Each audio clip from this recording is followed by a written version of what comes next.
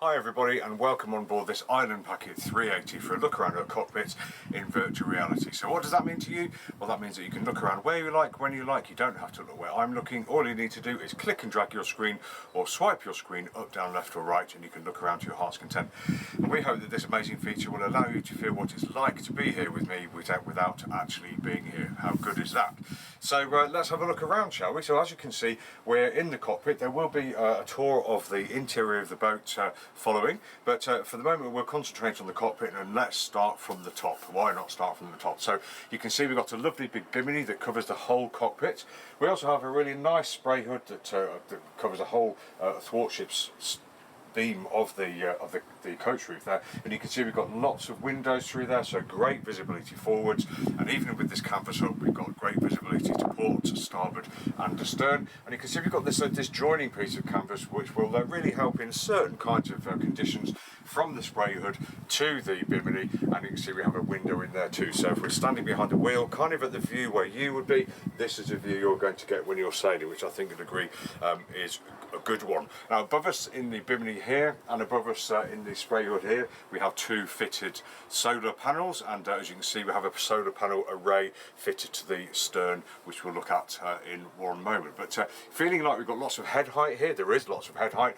The bars etc that contribute to the bimini and the spray hood, all really strong. As we go out, there's a nice handhold to hold on to, and if we're standing here, there's something to hold on to here as well. So really useful as you're traversing around the cockpit and as you're going up and down the companionway as well. Talking of handholds, we also have one here just at the base of the camera, so, and also underneath, so always something to hang on to in that inclement weather, or if you just want to feel like you're being safe. So in the cockpit itself, as you can see, we've got lots and lots of room. We've got a nice wide thoroughfare here. We've got nice wide and long seats here, so you could lie down here, or you could have several people sitting alongside each other on these seats. We do have some cockpit cushions downstairs as well, so could be really nice and comfy in the sun.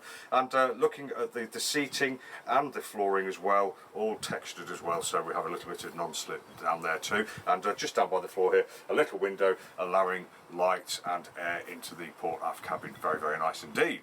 Just looking at the seating, if we just have a look in this locker here, we can see that we've got a nice little locker for, at the moment the owners have got their anchoring ball, motoring cone and a squeegee in there, so those bits and bobs you might want to have to hand.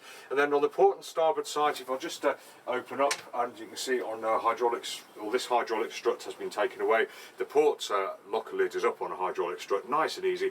We've got two massive great big lockers here for your larger items, your fenders, your hose pipes, your buckets, etc. We have got other equipment such as the heating down there and all that kind of stuff, and all the way neatly in this rock solid feeling locker lid as you close it, just like the rest of the boat.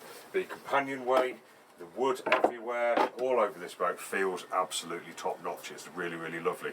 If you're sitting here and you fancy a drink or a sandwich, we have the cockpit table, which just lifts up, and again really weighty moulding, so very good quality by the feel of it. We have a couple of nice fiddle shelves port and starboard as well to put your bits and pieces into, your sailing gloves, your suntan lotion, etc. But there is really room for everything on this boat. It's lovely. On the starboard aft corner here, we've got the engine controls. As you can see, we've got the manual bilge pump handle entrance there, and if we just look around, you can see we have 4 winches in this section of the cockpit. We have port and starboard main winches, and we have the spinnaker winches at the stern, port and starboard, all self-tailed as well, so we've got that feeling like we've got that extra person in the cockpit with us. Now either side of the companionway, if you just have a look up here on the coach roof, you can see that we've got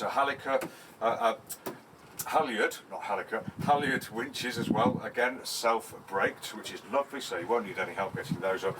One extra one here, and you can see we've got a couple of hatches here to give us light and ventilation down into the port aft cabin, and down into the galley below there, and we've got lines running aft here, so we've got the relevant brakes here as well, so we can really control almost everything from within the cockpit, which I really like, and just makes for safe sailing because you don't have to leave the cockpit so often, and it means you can stay out the sun, the rain, etc. etc, etc. How lovely is that?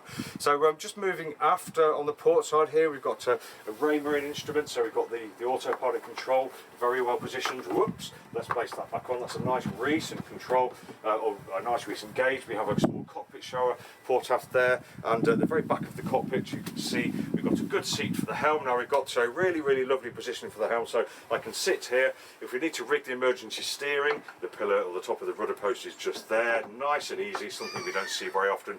Really easy to plug in the shore supply to, and you can see we have port and starboard speed